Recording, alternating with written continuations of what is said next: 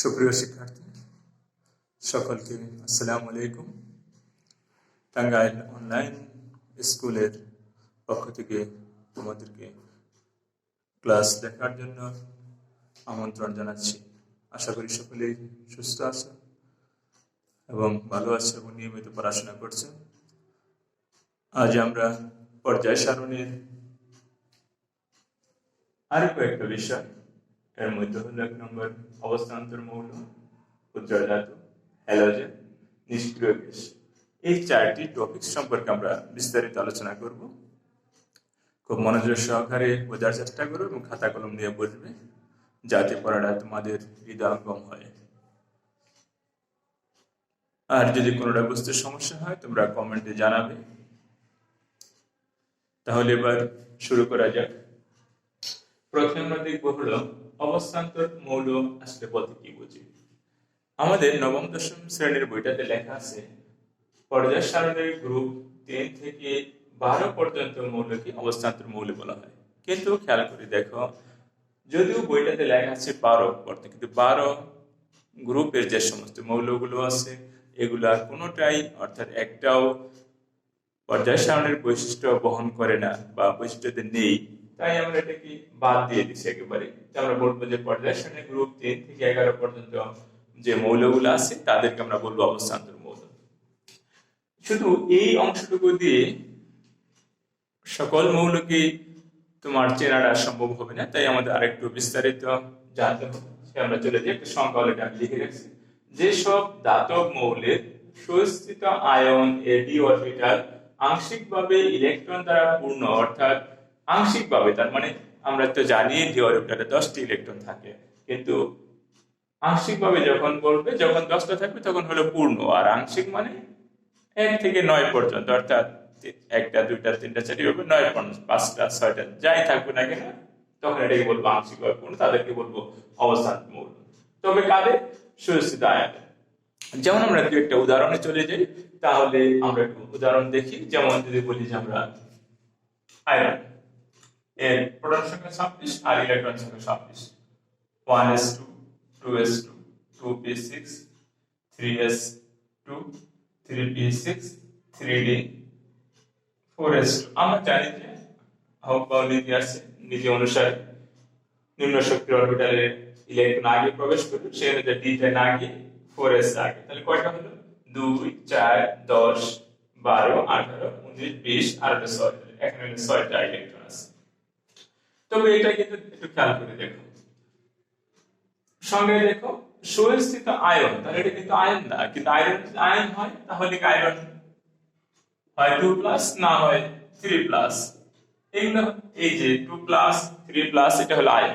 তাহলে ion electron বিন্যাস যদি আমরা করি, তাহলে দুটো ইলেকট্রন যেহেতু প্লাস এটা চলে যাবে, তাহলে সেই ক্ষেত্রে আমরা এখানে 24 লিখলাম, যে দুটো ছেড়ে দিছে।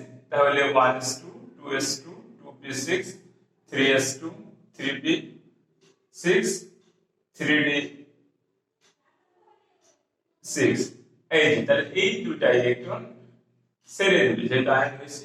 তাহলে এবার দেখো তাহলে ডি অরবিটালটা কি আছে, এই যে 1 থেকে 9 পর্যন্ত এর মধ্যে আছে, তাহলে আয়রনটা কি অবস্থান্তর মৌল। এইভাবে তুমি যদি যাদের আয়ন অর্থাৎ এই 3 থেকে 11 পর্যন্ত যে মৌলগুলো আছে এদের আয়নের ইলেকট্রন বিন্যাস করলে যদি ডি অরবিটাল ইলেকট্রন 1 থেকে 9 পর্যন্ত হয় তাদেরকে আমরা বলবো অবস্থান্তর মৌল। এবার আমরা একটু একাধিক কিছু ব্যতিক্রম প্রশ্ন আছে এবং একটু খেয়াল করে দেখো, আমরা গত ক্লাসে পড়েছিলাম যে এটা কিন্তু তাহলে এটা কিন্তু সর্বশেষ ইলেকট্রন ডি অরবিটালে প্রবেশ করছে, তাহলে এটা কিন্তু একটা ডি ব্লক মৌল, অর্থাৎ অবস্থান্তর মৌলটাও হলো একটা ডি ব্লক মৌল। এবার তোমার কিছু ব্যতিক্রম আছে, যে এই যে 3 নাম্বার বলছিলাম যে 3 থেকে 11 3 নাম্বার গ্রুপের একটি মৌল হলো স্ক্যান্ডিয়াম।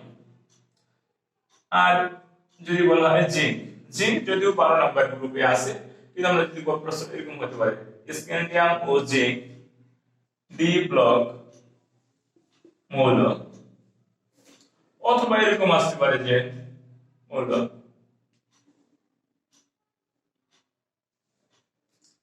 হলেও অবস্থান্তর মৌল নয় কেন। অথবা তোমার আসতে পারে যে স্ক্যান্ডিয়াম ও জিঙ্ক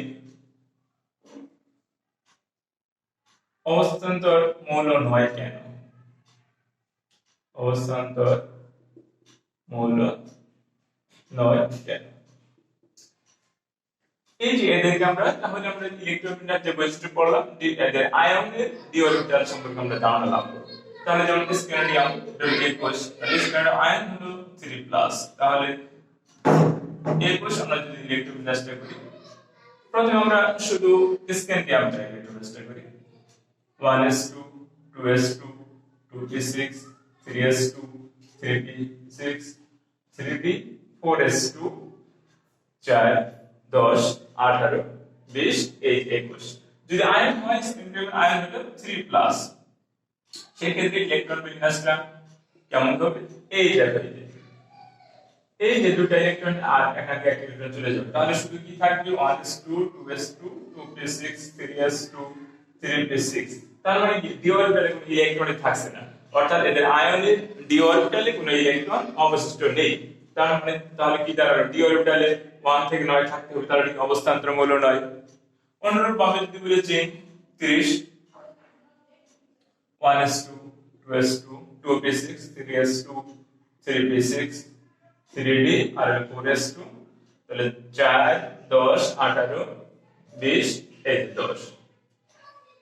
তাহলে এদের জিঙ্ক আয়ন তাহলে জিঙ্ক 2+, ইলেকট্রোবিন্যাস করলে দেখা যায় কি এই যে এখান থেকে এই 3d 10, এই দুটো ইলেকট্রন কি সে চলে যাচ্ছে, ইলেকট্রন যদি ছেড়ে দিচ্ছে, তাহলে কি এটা অপূর্ণ নয়। অর্থাৎ আমরা বলতে পারি স্ক্যান্ডিয়াম এবং জিঙ্কের সুস্থিত আয়নের ডি অরবিটাল অপূর্ণ নয়, ডি অরবিটাল অপূর্ণ নয়।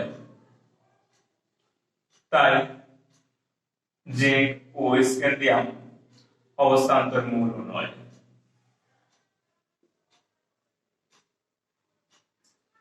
তাহলে আশা করি তোমরা বুঝতে পেরেছো। আমরা দেখলাম যে জিঙ্ক এবং স্ক্যান্ডিয়াম এদের আয়নের ডি অরবিটাল জিঙ্কের ক্ষেত্রে পূর্ণ আর এর ডি অরবিটাল নেই। তার মানে কি d1 থেকে 9 এই কন্ডিশনটা মেনে চলে না, তার মানে এটা অবস্থান্তর মৌল নয়। এবার আমরা এই অবস্থান্তর মৌলের আরো কিছু বৈশিষ্ট্য রয়েছে, এই বৈশিষ্ট্যগুলো আমরা একটু জেনে নিই। এদের বেশ কিছু বৈশিষ্ট্য যেমন এদের কি এখানে আমরা লিখে রেখেছি সুবিধার জন্য। এই সকল অবস্থান্তর মৌলই পরিবর্তনশীল যোজনী প্রদর্শন করে। পরিবর্তনশীল যোজনী বলতে আসলে কি বুঝবো? এক নম্বর পয়েন্টে আলোচনা করি পরিবর্তনশীল যোজনী। অর্থাৎ আমরা জানি যে সমস্ত মৌলের যোজনী একের অধিক অর্থাৎ একাধিক যোজনী রয়েছে, তাদেরকে বলবো আমরা পরিবর্তনশীল যোজনী। যেমন আমরা জানি আয়রন এর যোজনী হলো 2 3, কপার এর যোজনী হলো 1 2, অনুরূপভাবে ম্যাঙ্গানিজ এর যোজনী হলো 2 3 6। তার মানে কি প্রত্যেকটি মৌলেরই একের অধিক যোজনী রয়েছে, তাই এরা কি পরিবর্তনশীল যোজনী প্রদর্শন করে। আর বলছে কি রঙিন যৌগ গঠন করে। রঙিন যৌগ সেগুলা কেমন? যেমন আমরা বলি যে একটা আয়রন, সাপোজ এটা আয়রন, যেমন একটা লবণ আমরা দিতে পারি, একটা লবণে লিখলাম যেমন ফেরাস ক্লোরাইড, এর সাথে যদি আমরা একটা সোডিয়াম হাইড্রোক্সাইড যোগ করলাম, তাহলে বিক্রিয়া উৎপন্ন করে আয়রন মানে ferrous hydroxide plus sodium chloride. এই বিক্রিয়াটা আমরা যদি একেবারে প্র্যাকটিক্যালি করে দেখি, তাহলে দেখব যে ফেরাস হাইড্রোক্সাইডের সবুজ বর্ণের পদক্ষেপ উৎপন্ন করে। অর্থাৎ কি এটা এই আয়রন লবণটা কি রঙিন যৌগ প্রদর্শন করছে, তাই আমরা এটাকে বলতে পারি অর্থাৎ এই সমস্ত যৌগগুলো কি রঙিন যৌগ প্রদর্শন করে। আমরা যদি এখানে আয়রন 3 নিতাম, তাহলে এখানে ফেরিক হাইড্রোক্সাইড হতো, তখন লালচে বাদামি পদক্ষেপ সৃষ্টি করত। এটা আমরা জানলাম। এবার হচ্ছে প্রভাবক হিসাবে ব্যবহার। আমরা জানি যে এই যে অবস্থান্তর মৌল যেগুলো আছে, যেমন নাইট্রোজেন প্লাস হাইড্রোজেন, এগুলো বিক্রিয়া করে উন্মুখী বিক্রিয়া অ্যামোনিয়া উৎপন্ন হয়। এই যে বিক্রিয়া হলো, এখানে আমরা জানি যে আয়রন চূর্ণ প্রভাবক হিসেবে ব্যবহার করা হয়। এই যে আয়রন এটা কি অবস্থান্তর মৌল, অর্থাৎ কি সাধারণত শুধু যে এই মৌলগুলো তা নয়, এই মৌল এবং এদের যৌগ সমূহ কি প্রভাবক রূপে ক্রিয়া করে। অনেক সময় তুমি দেখছো যে অনেক কিছু বিক্রিয়া ভ্যানাডিয়াম পেন্টঅক্সাইড, ম্যাঙ্গানিজ ডাইঅক্সাইড, এরা সবাই কি প্রভাবক হিসেবে কাজ করে। আর হচ্ছে কি জটিল যৌগ। জটিল যৌগগুলা সেটা কেমন হতে পারে? সাধারণত একটু বৃহৎ আকৃতির যৌগ যাদের কিছু বৈশিষ্ট্য রয়ে গেছে। একটা আমি শুধু নাম দেখি, এটা আমাদের নাই যদিও, যেমন এরকম একটা যৌগ কপার অবস্থান করলে এর সাথে 4টে অ্যামোনিয়া যুক্ত হয়েছে। তার মানে খেয়াল করে দেখো, এই 4টে অ্যামোনিয়া এই কপারের সাথে যুক্ত হয়েছে। আর এই জোড় আমরা এটাকে বলবো আমরা টেট্রা অ্যামিন ইউট্রিক আয়ন, টেট্রা অ্যামিন ইউট্রিক আয়ন, অর্থাৎ কি এই ধরনের জটিল যৌগ এরা সকলে গঠন করে থাকে। তাহলে আমরা এছাড়াও আরো বৈশিষ্ট্য রয়ে গেছে, যেখানে আমরা সংজ্ঞা থেকেও কিছু বৈশিষ্ট্য আমরা জানতে পারবো। যেমন বলছিলাম যে এই সব মৌল ধাতব মৌল সবাই, যেহেতু ধাতব, তাহলে যেহেতু ধাতব মৌল মানে এই অবস্থান থেকে 11 পর্যন্ত যে মৌলগুলো আছে এরা সকলেই ধাতু। আর যেহেতু ধাতু, তাহলে তারা ধাতুর যে বৈশিষ্ট্য সেগুলো তারা বহন করবে। যেমন ধাতুর বৈশিষ্ট্য তাপ ও বিদ্যুৎ সুপরিবাহী, তারপরে আছে গলনাঙ্ক স্ফুটনাঙ্ক বেশি, এরা কঠিন বা শক্ত, এই সমস্ত বৈশিষ্ট্যগুলা এদের মধ্যে রয়েছে। এবং এই সাধারণত পর্যায় সারণীতে 3 থেকে 11 প্রথম দিকের মৌলগুলো হলো একটু আয়নিক থেকে আস্তে আস্তে যতই তুমি বাম থেকে ডান দিকে যাবে সমুদ্রের প্রকৃতির হবে। এগুলা জানলে আমাদের চলবে। এগুলা সম্পর্কে অবস্থান্তর মৌল সম্পর্কে আমরা এবং তাদের বৈশিষ্ট্য সম্পর্কে আমরা ধারণা লাভ করলাম। এরপরে আমরা চলে যাব দ্বিতীয় পয়েন্ট, মুদ্রা ধাতু।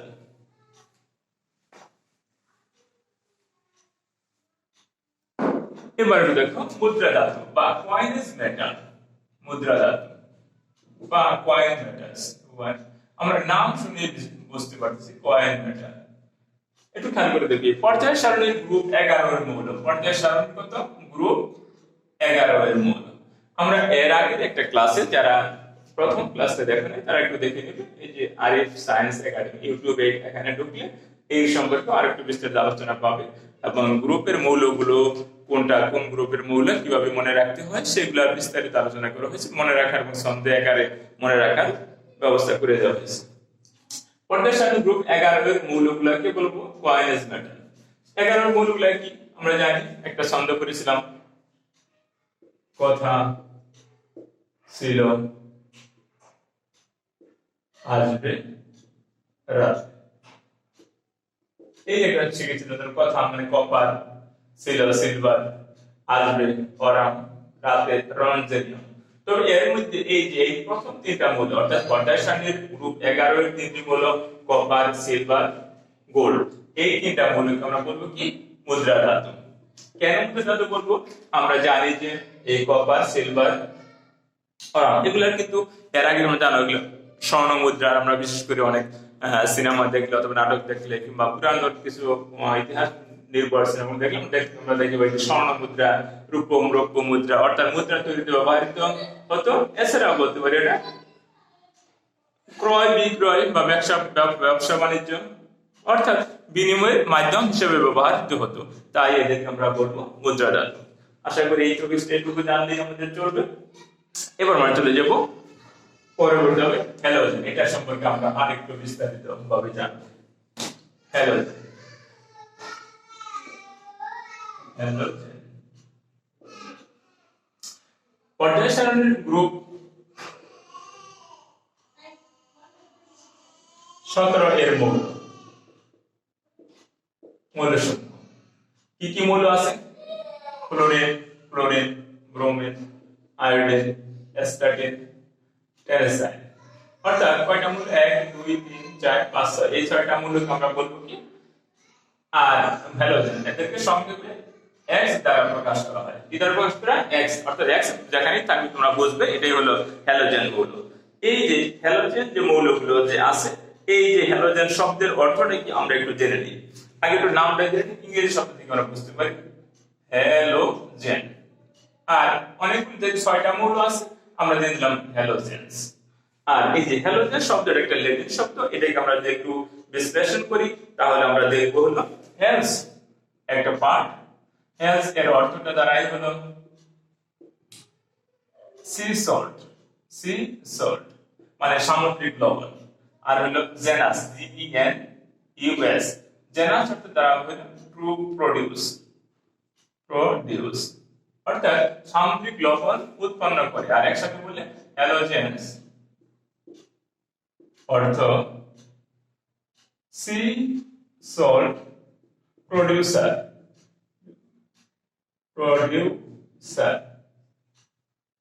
অর্থাৎ সামুদ্রিক লবণ উৎপাদনকারী। অর্থাৎ হ্যালোজেন শব্দের অর্থ সামুদ্রিক লবণ উৎপাদনকারী। এই যে অর্থাৎ এই সমস্ত মৌলগুলোর উৎস কোথায়? সমুদ্র। আমরা জানি যে এই যে আয়োডিন বলে আমরা সাধারণত আমরা জানি যে সামুদ্রিক মাছ খেলে আয়োডিন পাওয়া যায়, এটা আমরা জানি। এবং এই যে আয়োডিন আমরা জানি যে বিশেষ করে যাদের গলগণ্ড রোগ হয় অর্থাৎ গলায় ঘেঘ হয় খাঁটি বাংলায় বলে, সেগুলো এই যে অর্থাৎ এই যে সামুদ্রিক মাছ অথবা শৈবাল থেকে সংরক্ষণ করা হয়, এগুলো যদি আমরা গ্রহণ করি তাহলে আমাদের এই যে গলগণ্ড বা গ্যাগ এটা হওয়ার সম্ভাবনা থাকে না। তাহলে এটা আমাদের জন্য খুবই গুরুত্বপূর্ণ। এবার আমরা কিছু বৈশিষ্ট্য আমরা একটু জেনে নিব। এদের একটা যে কোনো একটা আমরা ইলেকট্রন বিন্যাস করি, যেমন ফ্লোরিন। এরা সকলে কিন্তু দ্বিপরমাণু দুইটা করে মৌল। এটা ইলেকট্রন বিন্যাস যদি করি, যেমন ফ্লোরিন 9 1s2 2s2 2p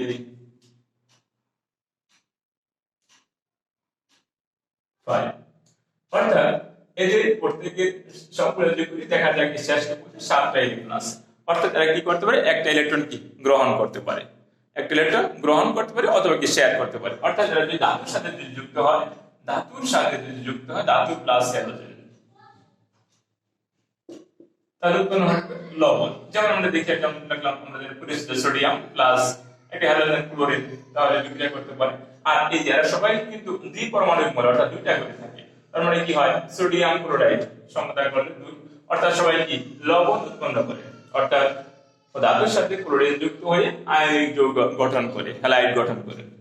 এরা হাইড্রোজেনের সাথে যুক্ত হয়, আবার হাইড্রোজেনের সাথে যুক্ত হয়ে এছাড়াও এরা হাইড্রাইড গঠন করে, হাইড্রাইড।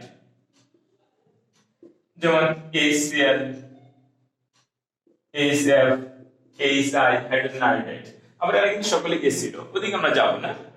এছাড়া একটু থাকবে বন্ধন, এরা আয়নিক যৌগ গঠন করে, আবার নিজেরা এরা দ্বিপরমাণু, অর্থাৎ দুইটি করে পরমাণু যুক্ত হয়। যেমন যদি বলি যে ফ্লোরিন ক্লোরিন ব্রোমিন আয়োডিন, যেমন ফ্লোরিন দিয়ে ইলেকট্রন করি এই 2 7 2 এই 7টা অষ্টপূর্ণ করতে আরেকটা ইলেকট্রন দরকার, তাহলে এরা কি ইলেকট্রন শেয়ার করতে পারে। আর শেয়ারটা করলে আমরা এরকম করে লিখি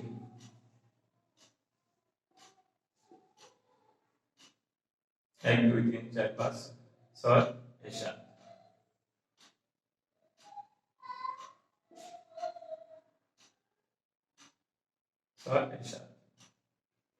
এই যে অর্থাৎ ফ্লোরিন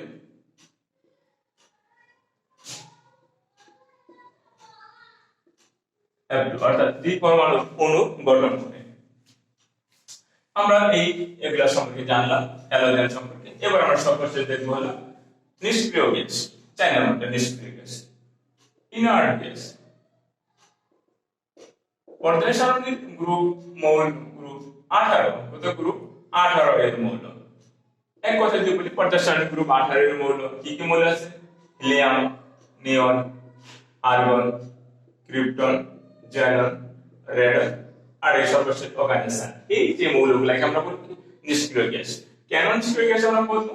এদের ইলেকট্রন বিন্যাস থেকে দেখা যায় হিলিয়াম 2 1s2, নিয়ন 10 1s2 2s2 2p6, আর বাকিগুলো এই সব সময় এই যে অর্থাৎ 2 8। অর্থাৎ শেষ কক্ষপথে কি শুধু নিষ্ক্রিয় গ্যাসের ক্ষেত্রে হিলিয়ামের ক্ষেত্রে শেষ কক্ষপথে 2টি ইলেকট্রন, অন্যান্য গুলোর ক্ষেত্রেও যেমন আর্গন যদি লিখি আমরা 18 1s2 2s2 2p6 3s2 3p6, এই যে 8। অর্থাৎ শেষ কক্ষপথে 2টি এবং অন্যান্য হিলিয়ামের শেষ কক্ষপথে 2টি, অন্যান্য মৌলের অর্থাৎ বাকি যে মৌলগুলো আছে সেগুলোকে 8টি ইলেকট্রন বিদ্যমান। অর্থাৎ এদের বিশেষ ধরনের ইলেকট্রন বিন্যাস আছে। অর্থাৎ আমাদের অষ্টক এবং দ্বিত্ব অর্থাৎ 2টা ইলেকট্রন থাকলে ওই মৌলটা বিশেষভাবে স্থায়িত্ব লাভ করে এবং যার অর্থাৎ এদের কি আয়নীকরণ শক্তির মানটা অনেক বেশি, তাই এদেরকে